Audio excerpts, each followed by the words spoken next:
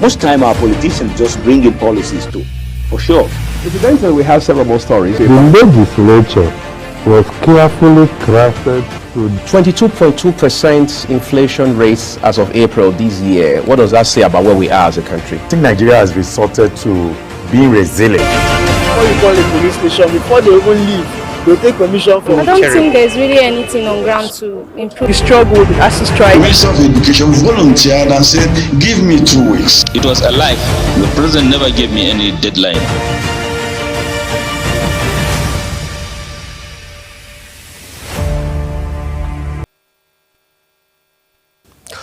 It's a great Tuesday morning, I should say. Thank you everyone for staying with us here on Global Television. This is specially welcoming you to another edition of Global Morning. We are in Abuja, Nigeria's capital. I am Uyag Mofwegbe, saying we appreciate your time with us every time we come your way here at 7 a.m. West African time on Global Television to bring you Global Morning. Today, well, it's an amazing opportunity to walk you all the way through some of the big stories across our country. But first off, I hope your day is off to a great start. Yes, because this is that opportunity you have to plan your day and put it on the road for, well, an amazing outcome, regardless of what your goals and your priorities are. For today. On our part, well, we're here to just ensure that you get a return on whatever amount of time you invest with us while you're watching the program. We try to make it as interactive as possible. Just to also remind you that Global Television is on DSTV, channel 365, start times 276, and free to air on night concerts. As always, we encourage all of our viewers to engage with us using at Global TV and G. So let's get right to it. It's the third day. Well, some people say the second day, if you're looking at it from the standpoint of the working week. But then it's just one more reminder of many of the big things happening across the country right now. Of course, as expected, the petroleum issue, the petrol price factor continues to be a talking point on and off television, within and outside of the media space, because that is one element that affects everybody who lives in this country. People say when the price of petrol sneezes, every other essential commodity catches cold, and take it or leave it, that has been the experience for most Nigerians in recent times. But again, we can't run away from the fact that this is one conversation we must continue to have. It's not optional for us. But the telecoms tariff hike appears to be more of the talking point for many people right now because of the manner in which the conversation got started. Excuse me. First off, the operators themselves, that is the providers of telecommunications services in the country, had moved for 100% increase in the tariff, all right, associated with telecom services, whether it's text messaging, calls, or data. But while on the one hand, people are saying, look, this is not going to happen, not with all the economic hardship that citizens have all along been subjected to. Then on the other hand, it was just a matter of time before the Nigerian Communications Commission, NCC, that is the regulatory body for the telecom sector, would say, well, we do understand that we have to ensure is a win-win for both operators, that is service providers, and the consumers or end users. Therefore, how about we do 50%, all right, increase as against 100? So let's meet midway, as they say, that kind of thing. Today, we know for a fact that that has been approved, at least in principle, by the NCC, in terms of saying that while we may not want to, as it were, align with service providers regarding the 100% tariff hike, we sure can do 50, because take it or leave it, these businesses must continue to be operational. They must stay afloat for the services to continue to be rendered, of course, for the quality of service to also be guaranteed. However, it will appear from all indications right now that for the most part, Nigerians aren't buying that because they're saying that, look, we have had to deal with a lot, especially as it has to do with food inflation, rent, and transportation, and everything else, including health, as expected in between. So why do we need to add one more layer of hardship to the challenge we are already grappling with? The Nigeria Labour Congress had said a few days ago that it would take to the streets to protest these. As a matter of fact, it will do this all by itself. Talked about how that there will be need to mobilize consumers across this country to protest this 50% tariff hike on telecom services. We're also saying consumers themselves come out to rail against it, to even lambast the Nigerian Communications Commission, of course, by extension the government, for even giving this kind of proposal a thought. But the question is, what are the practical issues here, and what could have been done differently, or I dare say better? Well, the challenges are clear. First off, the telecoms service providers themselves are saying, look, the cost of running our businesses have moved, all right? Now, cost in plural, by the way, from what it used to be a year or two ago to what it today stands at. Therefore, it's impracticable for us to continue to charge the same amounts for the same services because of the dynamics and how they have evolved. And they are also saying for several years we have not done a review of tariffs. So is it not only fair that at this point, given the economic reality in the country and how this reality impacts in ways that are significantly adverse, also do an upward review, no matter how slight or substantial it may be, of our tariff? That's their own stance, and on the basis of that, they say we have two options considering where we are now as companies operating in this country. We either will have to, as it were, stagger our services or ration our services in such a way that you may be in an area, whether it's residential or work for you, where you are not likely going to have certain services at certain times. So imagine, for example, if that proposition had seen the light of day. So this is me at work starting from 7 a.m., for example, and I'm going to be here for another 12 hours minimum.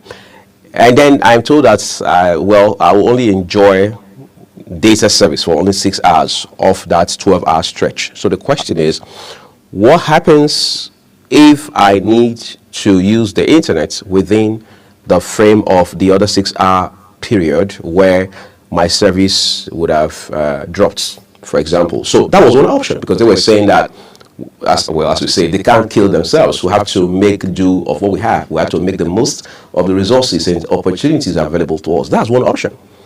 The second option they also said was, well, we will have to increase tariff just so we are able to keep the services going, keep our businesses running, and continue to serve you the way we have done for, well, upwards of 2 decades. And Nigerians are saying, hold on a second, this is between the devil and the red blue sea, or the dark blue sea, or whatever color sea it is. I mean, they say it's between the rock and the hard place. But it was a matter of time before one option would be adopted, and that has now become the 50% tariff increase that the NCC, from the news we have, has approved. As a matter of fact, by dinner time yesterday, it was already clear that operators were saying we are waiting for the framework that will practically guide us through how to implement this new 50% tariff hike. And experts are now saying that one of the implications of this is that for a call that used to cost you 24 naira a minute, you are now going to have to pay 36 naira because there's a 12 naira increase on each call that you make. For many people, it may look insignificant. After all, it was 12 naira in a country where you no longer use coins. Somebody jokingly told me just in the week that was that they hadn't seen 10 naira notes in a long time, 20 naira notes in a long time. Well, that's a different kettle of fish altogether for a different day. But the point being made here is 12 naira may not sound or even look very significant to many people, no matter the hardship.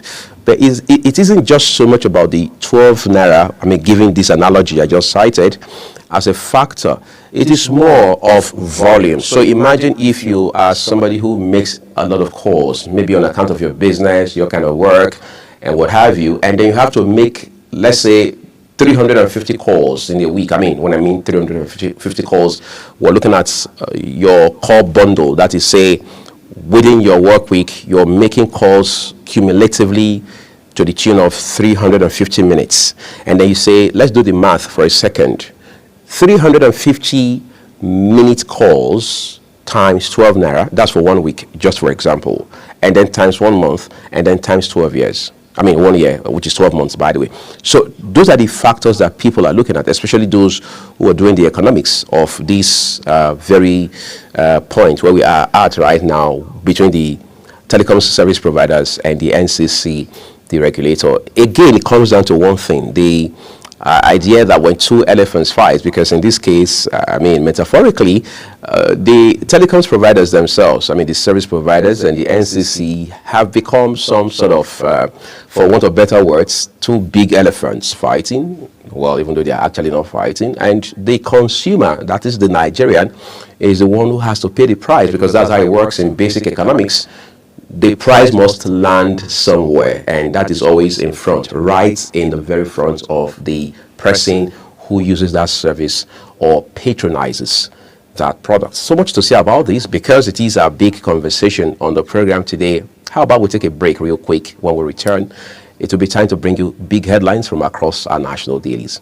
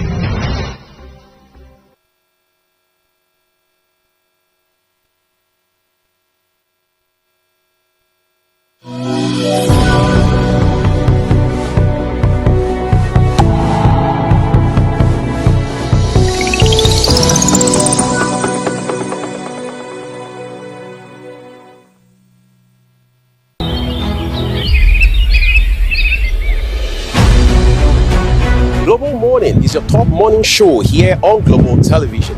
We bring you fresh news updates daily while delving into a variety of current affairs and topics. And at the same time, keeping you well informed about important events, both national and internationals. Global Morning serves as a valuable source of information, helping viewers like you start your day well informed. Stay connected from Mondays to Sundays to a wide range of the latest news making rounds on Global Morning. We're on the road to protest. And the president meets all of our demands.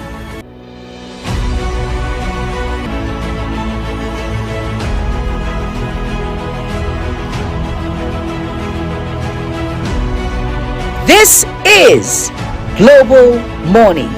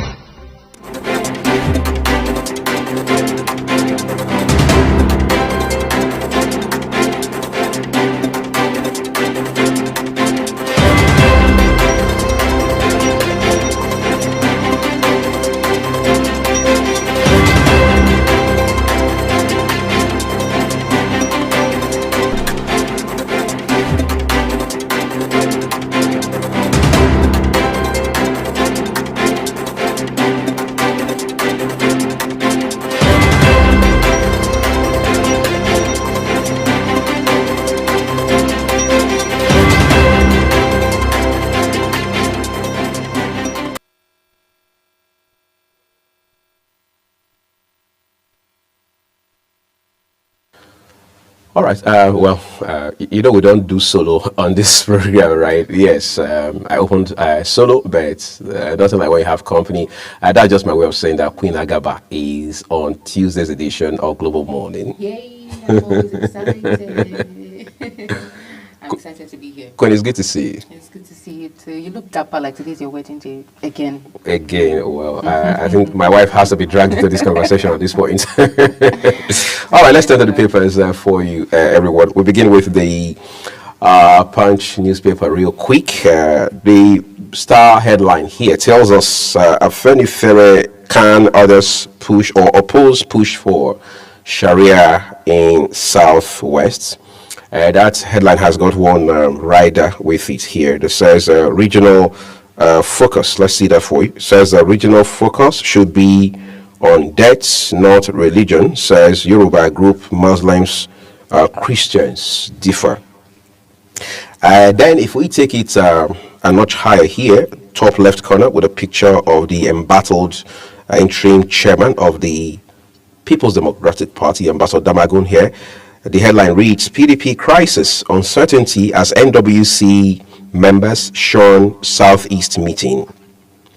MDA spent 16 billion naira on Esther Code compensations in 2 years. It was according to Budgets, a civic organization that focuses on budgetary elements.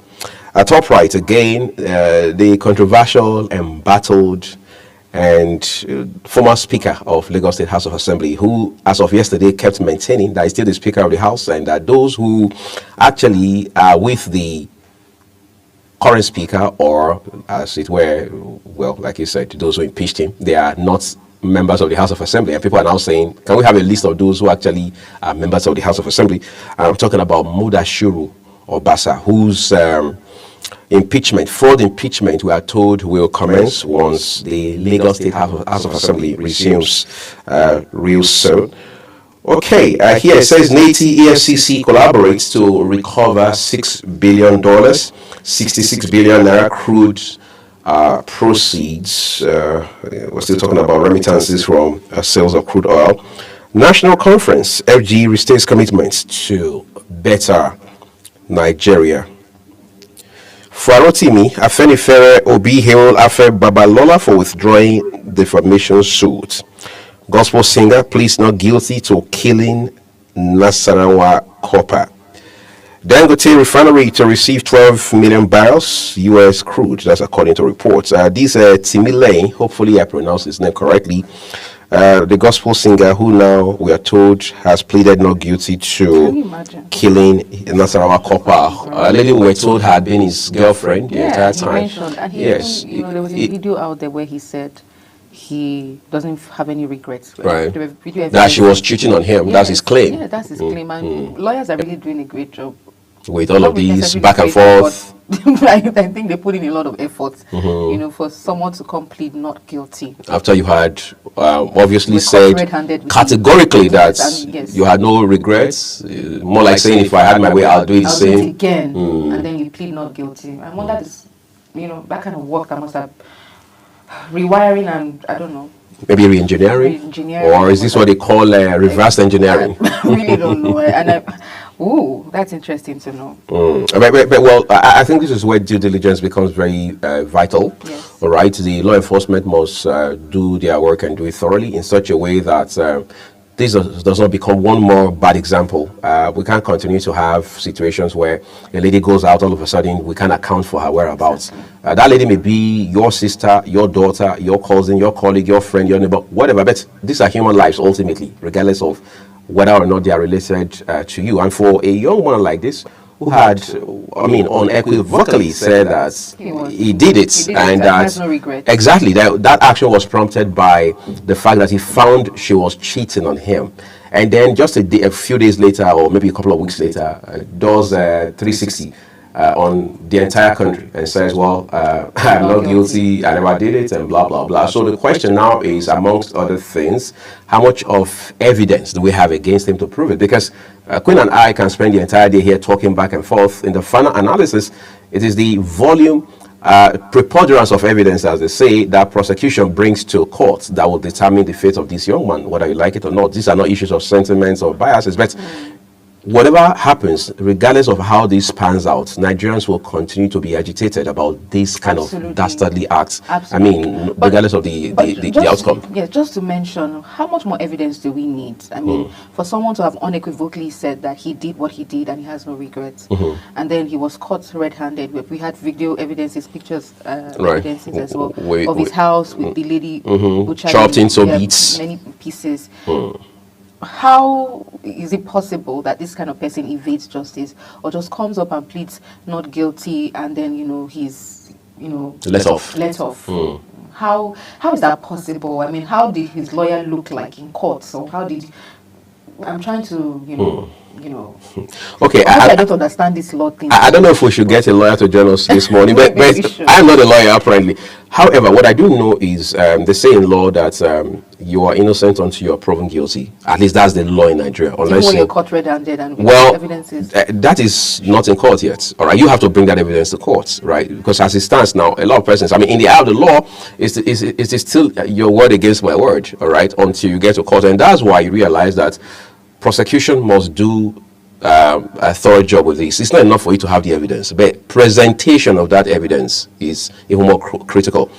You see, Queen, when you take a matter to court, sentiments and emotions and biases will just crumble like a pack of cards. I mean, as sad as that may be, that's a fact. A lawyer told me one time, then I had a law program on a different channel, and he said, we're talking off the records, and he said, look, if a judge is driving to court in the morning, for example, and sees a man butchering another man or another human being, then an hour later you bring that same man, and the judge saw this man, you bring that same man wearing the same clothes and everything else to his court 1 hour later, and you say, look, this man killed somebody just an hour ago, and we thought rather than take the laws into our hands, we should bring him to court. The judge sees the man, the judge realized that this was the guy I saw killing somebody just as I was driving to this court about an hour ago.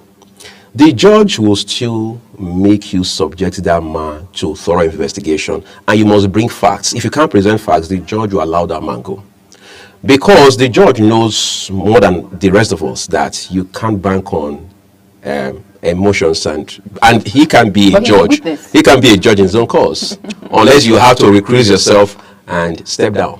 So the question is the judge ready to step down to do that? And the judge has not even told anybody, I saw him, for example. It's only God that knows. So what do you do? So the point, I mean, long and short of the story is that, you see, this is one case that will become a litmus test again, because we have seen many of such cases where tomorrow the guy can come out and tell you, like we're trying to just analyze now, that it was under duress that he said that some persons were putting pressure on him, some persons were influencing him. Exactly, that's, I mean, they can even say, well, he was, there's a term for it in the US, they say it's momentary insanity or temporary insanity, he snapped. There are several terminologies for it. So the question is, how will this pan out, and how will it determine our approach to, God forbid, a million times, future occurrences?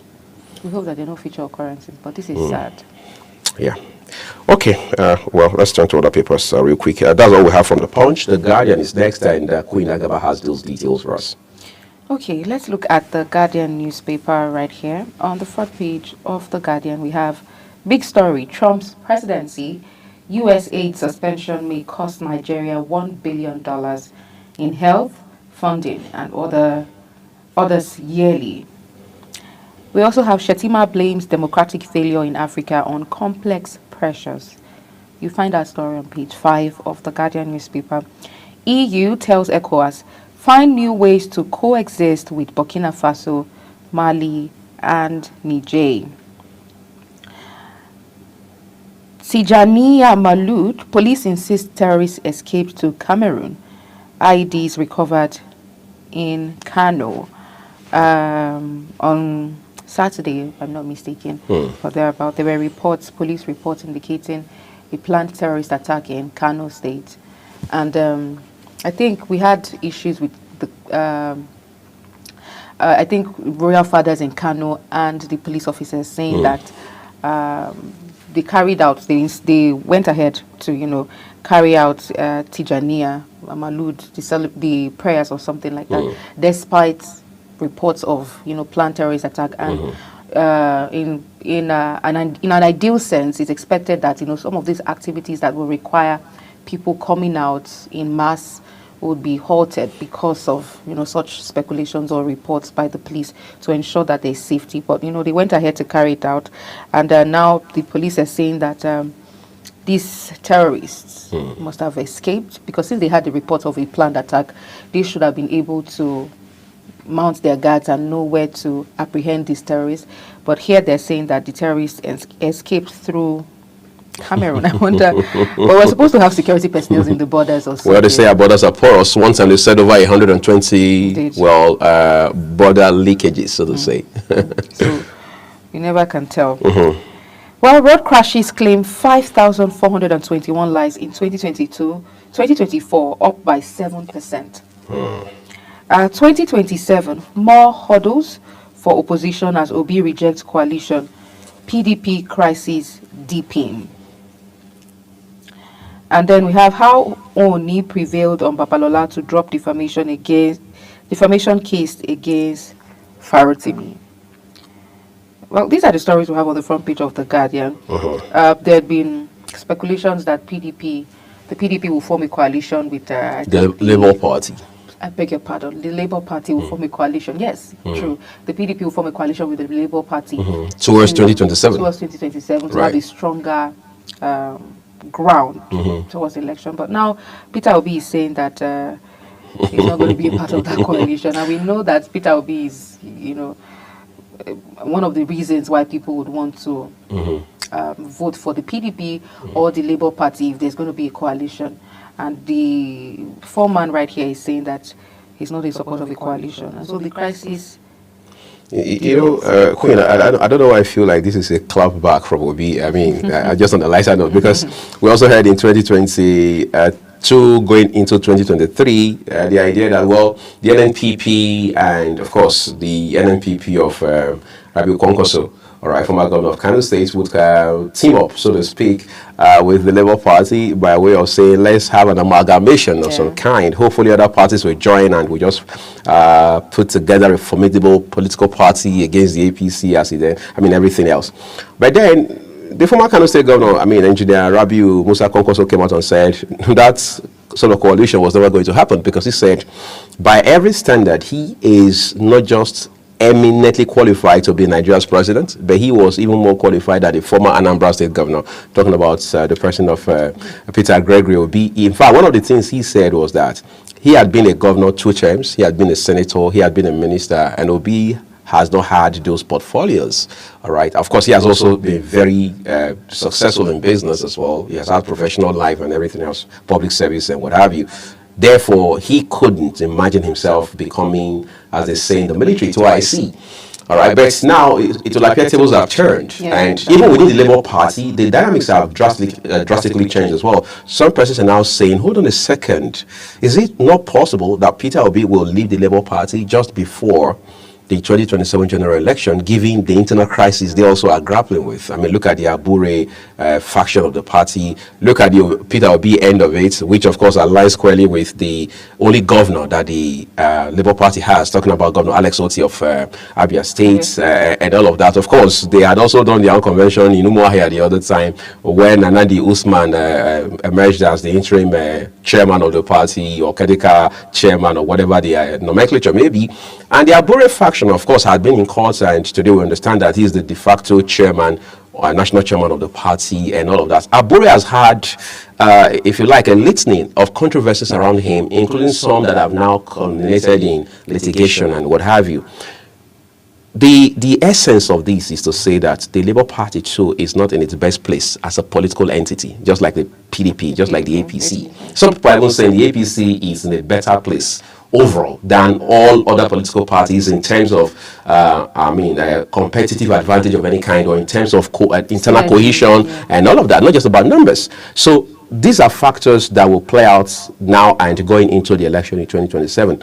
Will Peter Obi still have that same clouds in 2027. Going into 2027 as he did going into 2023 general election, whether or not he remains in the Labour Party. Those are some of the questions that people are asking. You know, it goes beyond party now, because when people during the election, the 2023 general election, right?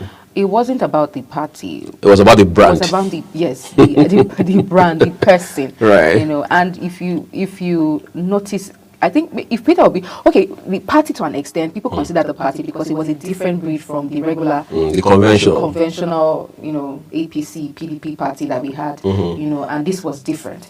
And so that's the party as well, the fact that it was a different party and a different person who we have seen his trajectory over time, you know, made him stand out. And this time around, I think even if there's going to be a coalition, it's going to be now about the person. Right. Because, you know, regardless of the platform now. Because, and I think, you know, it could be that all of these things are just to help him, you know, some of these failures, we can attribute it as failures, you know, failure of the party, all of the crises and all of this could just be a way forward to give him better grounds in the 2027 general elections. But anyways, we keep our fingers crossed, because we saw how much, you know, the youth came out, how much support he had, regardless of that party. And who would have thought that someone would just spring up like that and gain that much followership? Well, these are the stories we have on the front page of the Guardian newspaper. All right, so let's go directly to the Nigerian News Direct this morning. Star headline first. CBN says January 31 deadline for FX compliance. Reports that deadline is just about 3 days away. Okay, left corner of the front page, picture of former Osun State Governor and former Minister of Interior, Ralph Aregbesola. Your exit, beginning of your political funeral, Osun APC tackles Aregbesola. Your exit, beginning of your political funeral, Osun APC tackles Aregbesola. Politicians won't stop making you laugh, and they are not even realizing that they are cracking you up the whole time. Speakership controversy, Obasa remains absent as Miranda moves into Speaker's office. Well, the man says that allegations of fraud against him are baseless and false, plus he remains the Speaker. Sanwo-Olu to open Old Ojo Road, 3 others in Amowo, Odofin today. Investors gain 795 billion naira as equities market begins week on positive notes. No room for elongation of service year of National Assembly bureaucrats, Akpabio. No room for elongation of service year of National Assembly bureaucrats. That's the President of the Senate there at working. Those are all the headlines from News Direct this morning. Let's check out the next paper will be the Daily Trust newspaper for you. Okay, on the front page of the Daily Trust, big story right there says, Atiku, Nigeria on verge of losing democracy. Rider says, government offering opposition 50 million naira. Parties must unite to save democracy. Arrow 5 right there. Power not given, but fought for, according to Amlechi. And then Shetima, democracy, despite flaws, is best. What other stories do we have? Above the big story, we have, I feed from renting out my house in Kaduna. The former president. Now, you wish you had a piece of real estate as well, right? We wish. Well, President Muhammadu Buhari just had to come back to the news for whatever reason, we miss you. We miss you. It's good to hear from the former president. It's good to hear from you. It's good to know that you feed from, your investment of having a house in Kaduna only. Nigeria has money to fund Tinubu's foreign trips, according to Minister. And then 2025 AFCON, Nigeria draw Tunisia, Tanzania, Uganda in Group C. We have right here what federal government must do to make currency swap with China work. Afe Babalola withdraws case against Farotimi. Hamas rejects Trump's relocation proposal for Palestinians. And lastly, we have gunmen invade Abuja community, kidnap man, wife, son, and 2 others. Well, I was looking to see in the papers, I just looked at 2 papers, or we looked at 4 papers now, and I don't think there are still stories about the Enugu, but I'm sure we had those stories yesterday or Sunday. Okay, I had that story on Sunday. Sunday weekend dailies, where they were talking about the Enugu tanker explosion. The one they said took 18 lives? Yes. And there had been an explosion somewhere again in the north, I think in Nasarawa, if I'm not mistaken, the tanker explosion, and this time around. So I saw footages yesterday online of the explosion. I literally saw someone burning. And then I was seeing people scamper around for safety, running. But meanwhile, somebody was recording. Yeah, someone was recording. And then the heat, the smoke from that, it was intense. It was dark, when an inferno of such nature happens. And the funny thing was, there was a car driving towards the explosion happened. It was a 2-lane, those coming and those going. And, the explosion happened at the other side of the road. See, you're right. Right. For those coming like this. And then there was a car going. And so the whole of that road was covered in dark clouds. But there was a driver driving into that dark smoke with the passengers screaming, literally screaming. Because you could see people running away from that scene, For safety? Yes, the road was deserted. And then somebody in the vehicle was filming, like he was trying to tell the driver to stop out the window. You could tell that these people were scared for their life. And this driver drove through that thick smoke. Was it not suicidal? It was suicidal. And sometimes I'm thinking, what are people thinking? You could literally hear screams. I wish we could put up that video, maybe somewhere later, but I wish I had done that earlier, given it, you could hear screams. I could tell that they were feeling the heat of driving. It was just by maybe the mercies of God, or they were just lucky to have escaped being burnt alive. And I'm wondering, because sometimes these drivers are like that.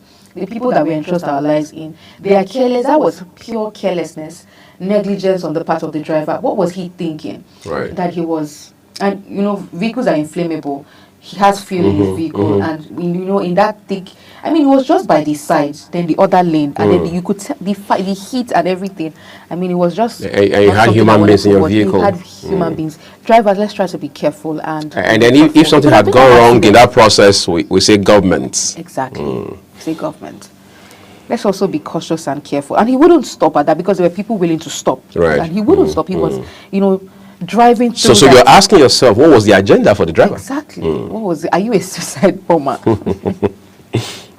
Well, those are the stories we have on the front page of the Daily Trust. Can we look at the Daily Times? All right. It's a daily thing for us here. Let's go to the Daily Times. All right. Above the nameplate, first off, it says, our passengers worry over Max Air's inefficiencies, violation of NCAA codes. The big one tells us Fubara meets Bala in Bauchi amidst face-off with Wike. You know what they say, my enemy's my friend.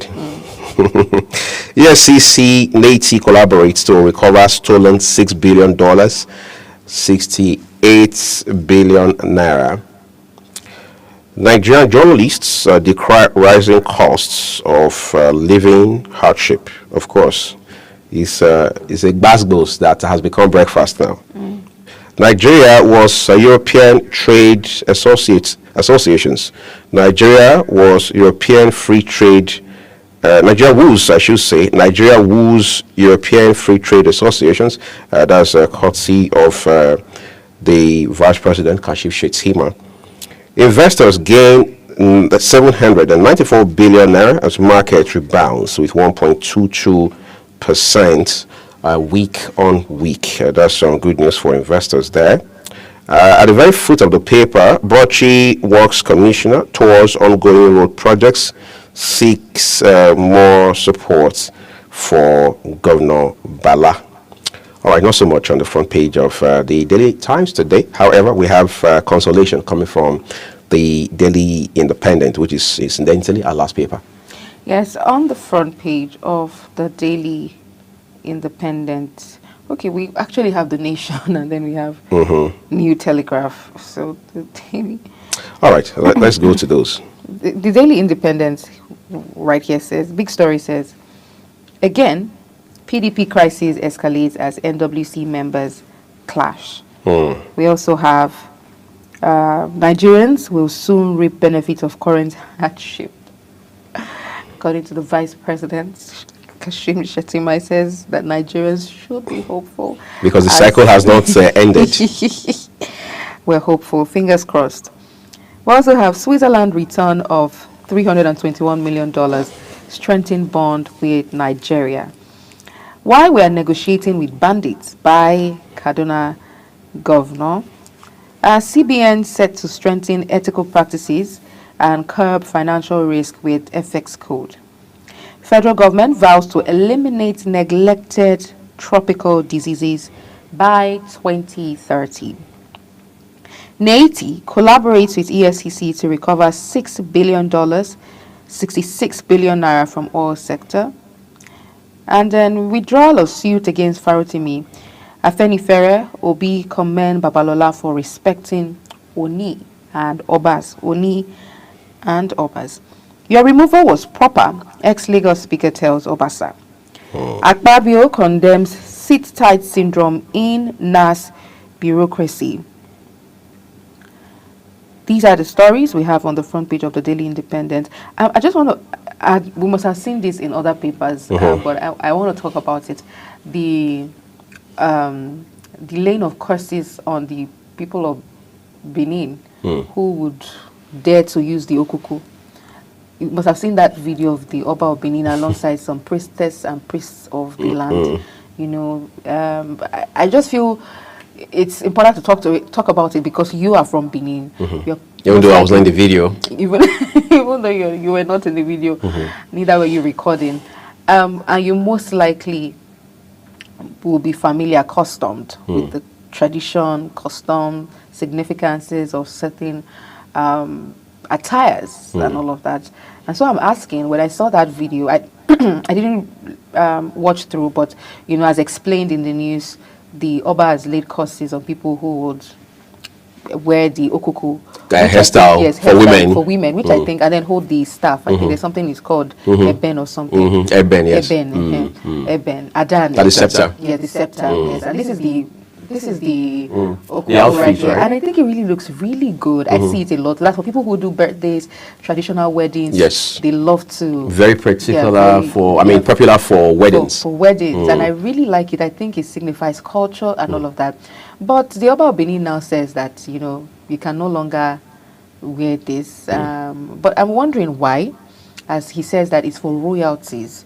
It's for people who belong to the palace. And so it's some sort of disrespect. But this is what I've been familiar with. This is what I can picture, even way back in the 90s. Isn't this what people wear for their wedding ceremonies? Or is there a difference? So what is the ideal, you know, Edo Benin cultural attire for women? For women, yes. Outside of the okuku, because the okuku is like that's what when you think of Benin tradition, that's what comes to mind. That's what the women wear. But I hear now that it's for only royalty. So what, you know? All right. You're beginning to sound like there's a gentleman called there's a certain Mr. Frank, all right? He's the secretary Benin. I'm trying to remember his second name, all right? Frank Irabo, I should say, Mr. Frank Irabo is the secretary to Benin Traditional Council. I think he would have been in a better position to answer these questions, and I'll tell you why. Yes, hopefully we can get him to talk about these things because it's part of education, it's enlightenment. Like I said, he's the secretary to the Benin Traditional Council, the BTC. I'm a young man. We should. Yes, I'm a young man. I will be lying if I sit here to say I know how these things work. Like you rightly mentioned, I grew up into the culture of seeing women do these things, even during burial ceremonies, if you want to do the traditional burial ceremony. So you see the women, especially the daughters of the deceased, this is how they dress. Particularly the okuku thing with all the beads and all of those other elements here and there, and things like that. So I'm also curious. I haven't seen the video, by the way, but I'm also curious. I'm asking myself, is it possible that the laws, the traditional laws have changed? Have they been reviewed? Or is it possible that there has been this aberration the last couple of decades? Because people can be doing the wrong thing for 100 years or 200 years. And one day, one person wakes up and says, we've been on the wrong path too long. It's time we turn back. Could that also be the situation we're having right now. And you also asked a question I think is very apt. If this is banned, if women are banned from dressing like this, since we are now told that it's exclusively for royalties, what then should be the ideal traditional attire for women, particularly those of the Benin Kingdom? Let's be clear. Edo State is not entirely the Benin Kingdom, as it were, because these women you see dressed like this are associating with the Benin traditional outfits. If you go to other places, for example, in the northern part of the state, which is the end part of the state that shares boundaries with Ondo and Kogi, they have their own style of dressing. You go to the central part, Edo Central, they also share a bit of, a lot of similarities with Edo South, because this is where this is coming from. But of course, the Oba of Benin, His Royal Majesty Ewa II, is the chairman, for want of better words, of the Benin Traditional Council, which of course covers the whole of the state and all of that. But I think we need to find out what exactly are the facts in all of this, because that you have done something for 100 years, I mean, you have done the wrong thing for 100 years, will not make it right. So we need to find out what exactly are the issues. And the women too are now also curious, like you asked, what then should we be wearing? I can understand the staff, you know, that the scepter, that's the ebe. Maybe yes, it's because it signifies. But for the Okuku, I really think I find the Benin cultural attire and, you know, their fascinating. I find it fascinating. So I'm wondering, so what exactly could be the rationale? Yeah, and then what becomes of the women? What would they not be wearing? Well, they should go back to their wardrobe and pick up. I was going to ask. They should go back to their igbegbe. You know how they call it igbegbe? Igbegbe is that wrapper, like velvety wrapper that they wear. That's what they call it igbegbe. They can do that, yes, and look for some other hairstyle. Exactly. Well, the options are numerous. You can have the fusion of the Yoruba. After all, the Yorubas and the Benis share a lot in common, traditionally and otherwise. Okay, so this is Uyi telling you to tie the gele and then the... No, I'm just suggesting one of the several options. Well, that's beautiful. But I wanted to ask this question, but for want of time, but maybe I should just ask it. Do you think... Okay, no, I'll just leave that aside. I wanted to say that for those who are going to say, okay, this course that they've laid will not work because I've always had my okoko around. Why not? What am I supposed to do with it? Wait, and some people have, believe me, some people have planned their traditional wedding for next week, and now the other wedding is laying the course, and they're going to wait. So what do you think becomes of them? Okay, here's what go ahead. You see, there's needs to also understand that we have an obligation to comply with directives from constituted authorities, all right? A time there was in this part of the world, in fact in Africa, where particularly in Nigeria, it was the traditional system that provided governance, that provided leadership, and people subjected themselves altogether to it. And of course, those who decided to be recalcitrant also knew that it was a stick and carrot sort of leadership system at that time. So what's the point here? I am not a Yoruba man, for example, but imagine I was somewhere in Ibadan or some town in your state generally, and I come to understand that I'm not supposed to be dressed in suits like a Westerner that I mean the way I'm looking right now. The question is, what ideally should I be wearing? Because I'm in that kingdom, I have got to subject myself to the traditions, even though I'm not from there. All right, so people must also understand that. So don't progress in error. And then somebody will say, I'll fix my wedding. I don't want to hear anything. Nobody should come and change my plan for me. Well, beautifully said. Let us respect traditional institutions and authorities, appropriate authorities. Well, with that being said, that's how much we can take on our newspaper review for you this morning. We'll take a quick break, but Global Money continues right after the AM news. Please stay with us.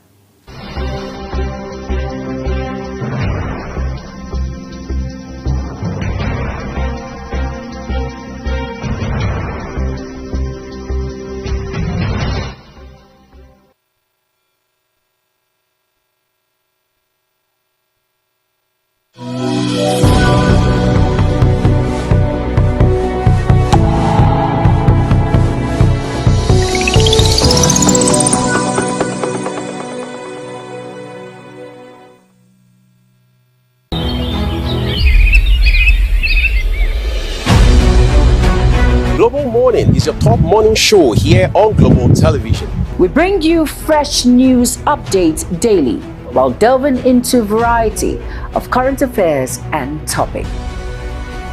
And at the same time, keeping you well informed about important events, both national and international. Global Morning serves as a valuable source of information, helping viewers like you start your day well informed. Stay connected from Mondays to Sundays to a wide range of the latest news making rounds on Global Morning. We're on the road to protest. The president meets all of our demands.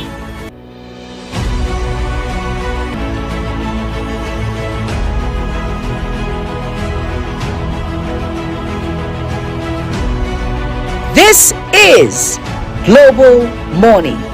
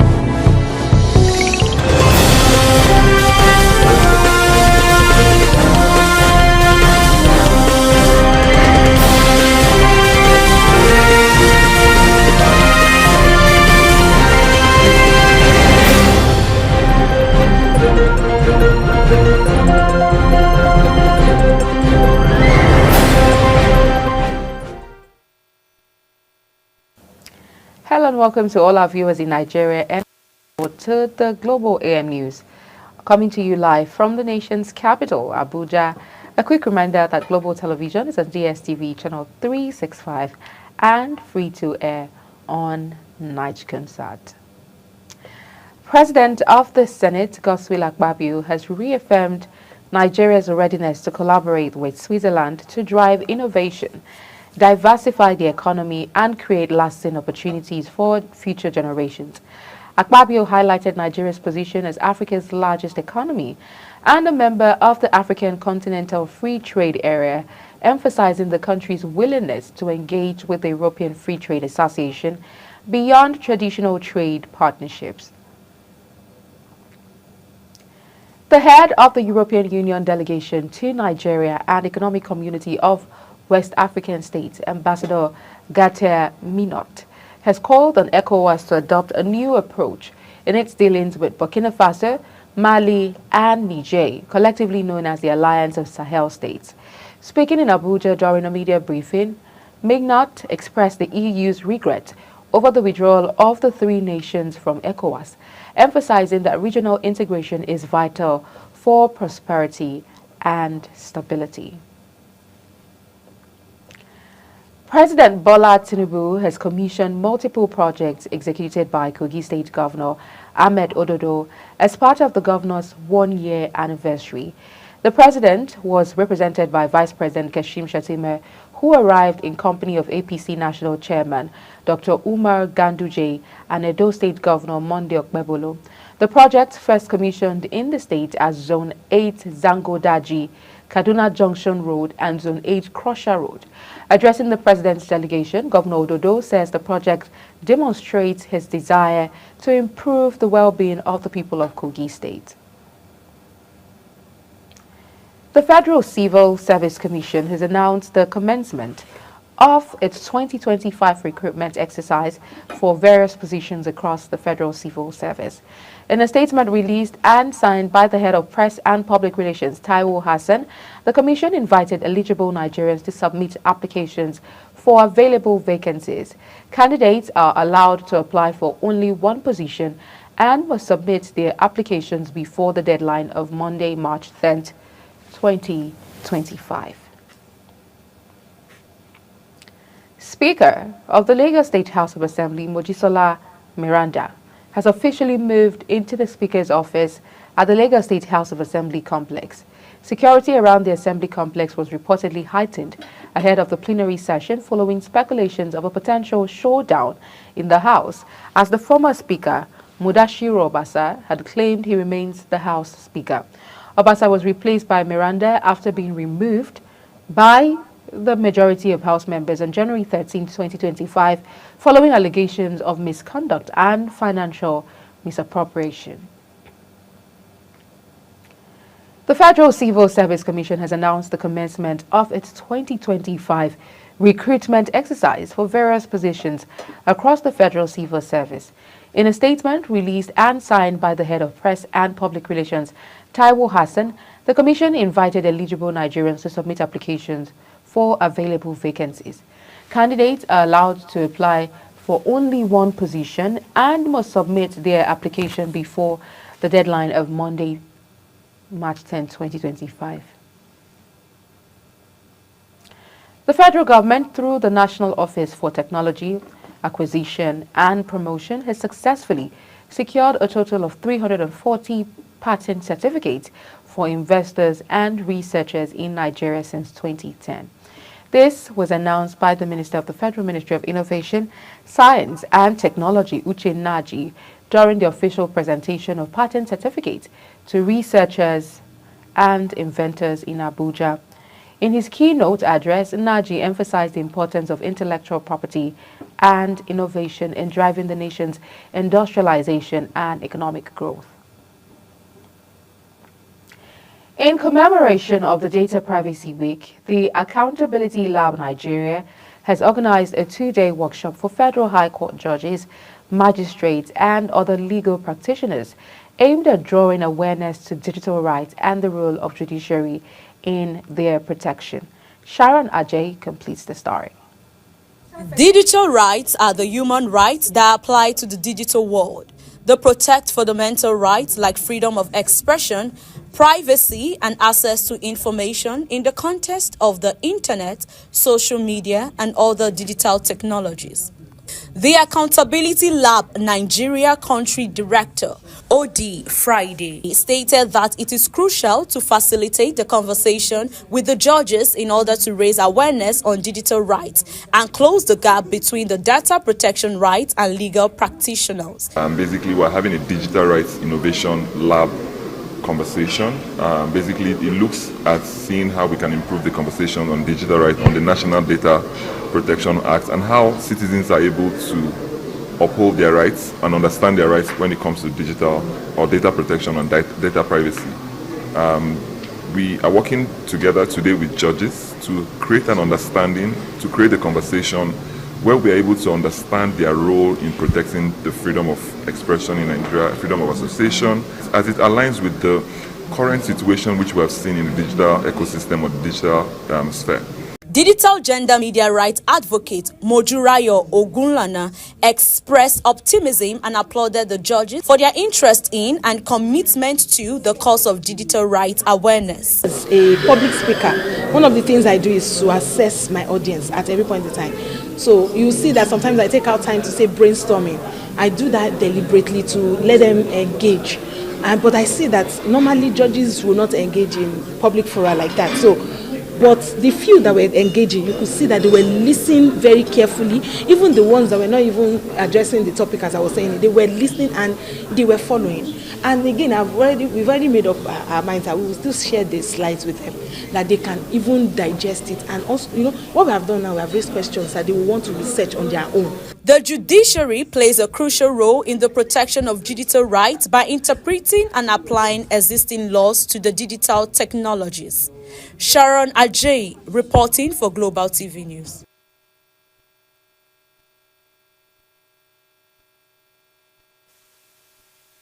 President Kashim Shettima has assured Nigerians that the current administration will continue to provide the values of the democratic systems by fixing major weaknesses of the economy, securing communities, fighting corruption, strengthening the independence of the judiciary, and improving national cohesion. Shettima stated this in Abuja at the National Conference on Strengthening Democracy in Nigeria, represented by his special advisor on political issues, Hakeem Baba Ahmed, said while democracy is not a perfect system, it is still considered the best form of government compared to others. Former presidential candidate and activist Omoyele Sowore has been granted bail following his engagement with the Force Intelligence Department of the Nigerian Police Force in Abuja. However, Sowore vowed to reject any bail conditions that he believed could undermine his innocence, dignity, or integrity.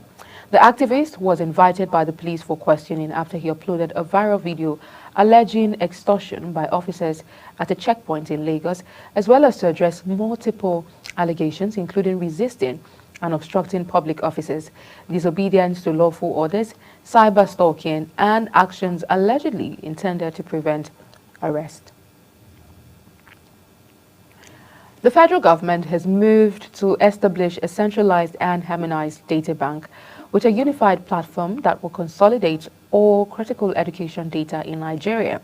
Hence, it has inaugurated a 25-man implementation committee for the Education Data Initiative. The project, termed the Nigerian Education Digitalization Initiative Implementation Team, was inaugurated in Abuja by the Minister of Education, Maruf Tunji Alausa. Speaking at the inauguration, the minister says the Nigerian Education Data Initiative was a bold response to addressing long-standing challenges in the sector, adding that the data bank will not merely house information, but serves as the foundation for evidence-based decision-making and policy development. The National Identity Management Commission has said it will roll out an improved multi-purpose biometric identity card. The Director General and Chief Executive Officer of NIMC, Abisoye Koka Odushote, who disclosed this at a media briefing on improving NIN card in Abuja, says the move is in collaboration with the Nigerian Interbank Settlement System. Koka Odushote says the new card program aims to address multiple use cases of federal government and private sector interventions, and also targeted at addressing social and economic issues in the country, with the payment functionalities and identity as a foundation. The National Emergency Management Agency and Niger State Emergency Management Agency said they are collaborating to respond to the dynamite explosion that occurred in Sabon-Pegi, Mashegu local government area of Niger State. This was disclosed in a statement by NEMA after the Niger State Police Command confirmed that the explosion was caused by dynamite stored in a residential building. The statement issued by the command spokesperson, SP Wasiu Abiodun, says the explosion led to the death of one Fatima Sadauki, while 6 others sustained injuries and were rushed to General Hospital Kainji Niubusa for medical attention. You're watching the live broadcast of the Global AM News, coming to you from the nation's capital, Abuja. When the AM News returns, a rare human case of bird flu detected in England. We'll bring you details of this as well as business and sports stories right after the break. Please stay with us.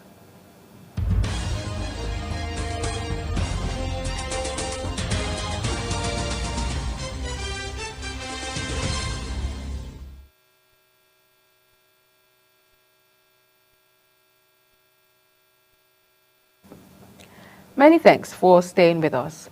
In business, crude oil prices dropped by 8% to $78.17 per barrel from more than $85 per barrel this past weekend, causing imported petroleum product prices to crash in the domestic market. At the previous price of $85 per barrel of crude oil, a major feedstock for refining the price of diesel stood at 1,145 naira per litre. However, in its latest reports, the Major Energy Marketers Association of Nigeria put the price of imported diesel at 1,045.15 naira per litre, indicating a decrease of 8.7% from 1,145 naira per litre.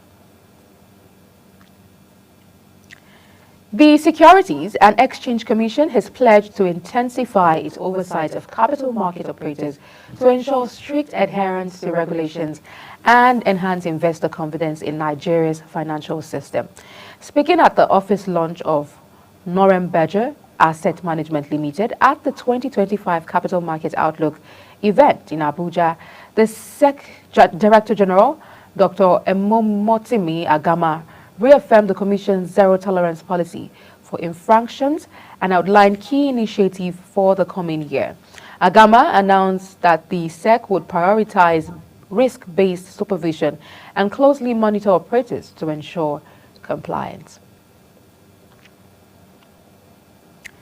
The Statistician General of the Federation, Prince Semiu Adeyemi, has emphasized Nigeria's commitment to producing reliable and accurate economic data, stating that the ongoing rebasing of the gross domestic product and consumer price index is aligned with the United Nations fundamental principles of official statistics. Speaking at an event, Adeyemi explained that the rebasing exercises are critical to ensure that Nigeria's economic indicators accurately reflect the country's evolving realities. He assured stakeholders that the Bureau remains committed to a rigorous and collaborative approach in its processes to ensure accurate and reliable data.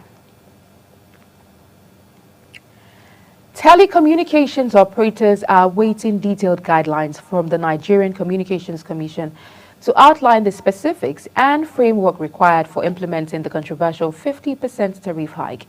The telecom regulator is expected to issue a determination document which serves as a blueprint to define the frameworks, terms and conditions for implementing the approved tariff adjustment. Under the new policy, telecom operators will be allowed to adjust prices within the tariff bands of 6.40 naira to 50 naira as established by the NCC's 2013 cost study. Mobile network operators will stop providing dedicated text messages services to banks unless the lenders settle their outstanding debts to the telcos by the close of business. The disconnection of the unstructured supplementary service data, popularly called USSD, which impacts mobile banking services used by millions of Nigerians, follows an order from the Nigerian Communications Commission, telecom regulator, issued on January 15, 2025. Under the directive, 9 banks were warned to clear their debts by January 27, 2025, or risk losing access to their USSD codes, a vital service enabling customers to conduct banking transactions without internet access. On the foreign scene, India and China agreed in principle to resume direct flights between the two nations nearly 5 years after the COVID-19 pandemic and subsequent political tensions caused a suspension.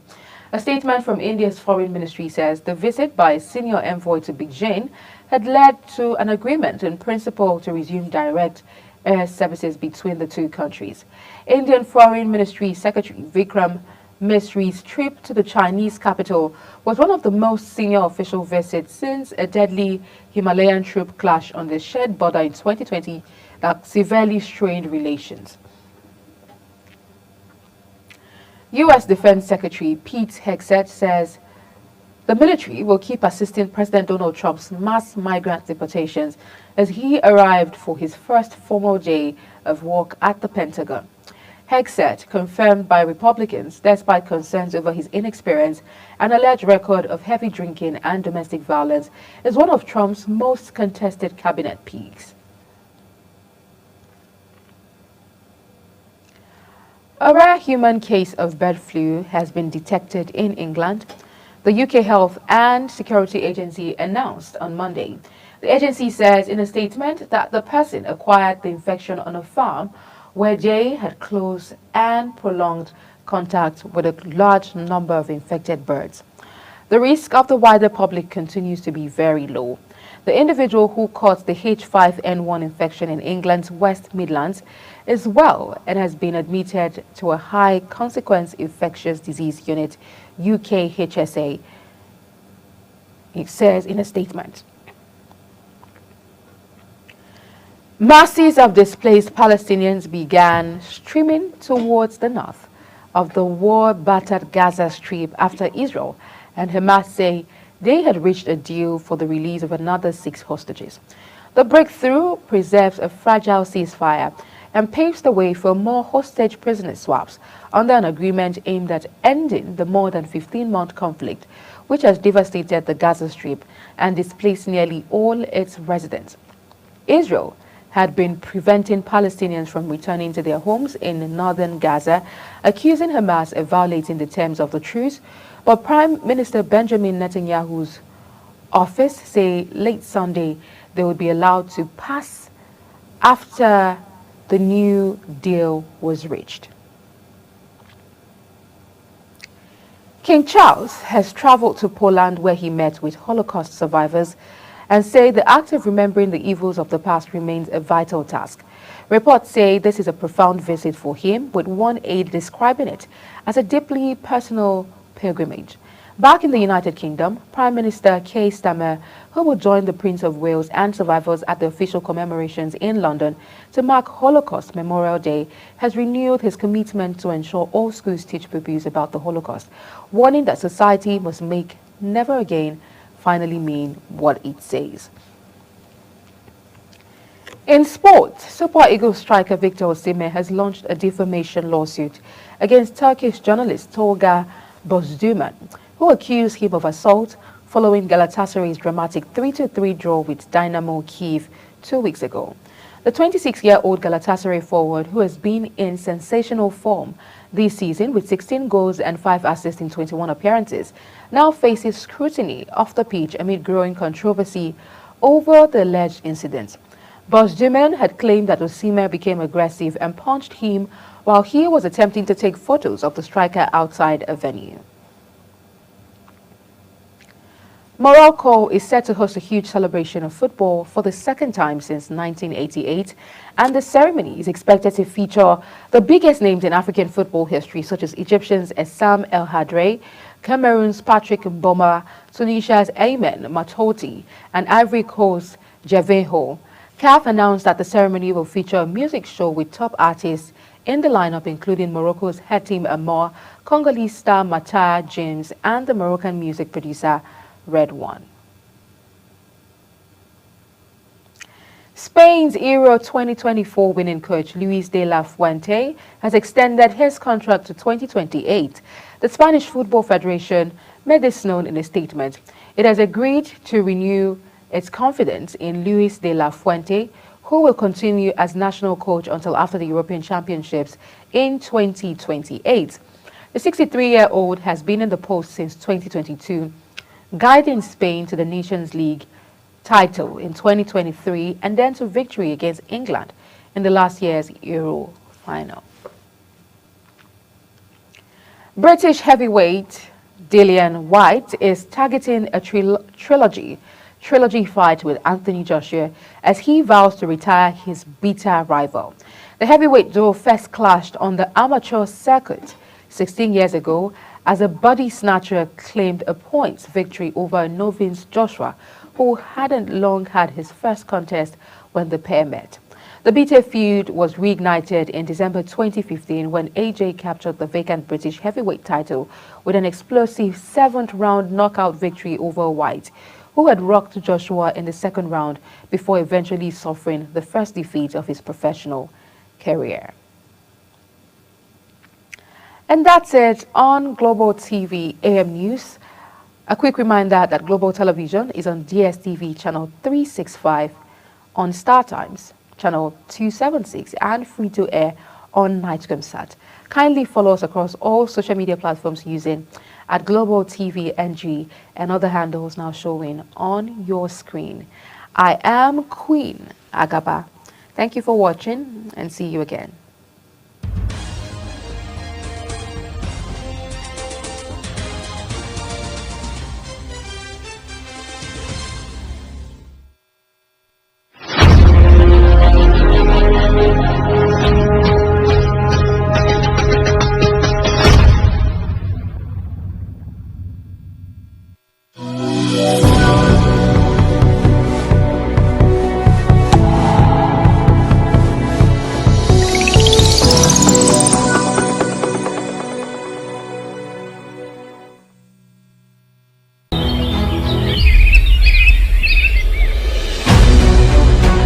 Global Morning is your top morning show here on Global Television. We bring you fresh news updates daily while delving into a variety of current affairs and topics.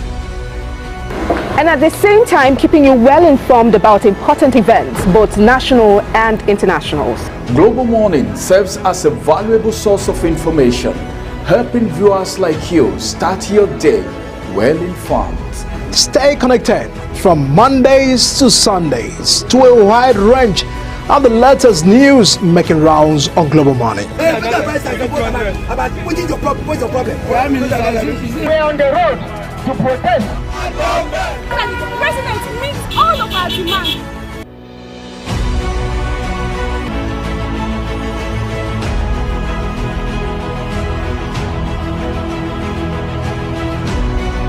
This is Global Morning.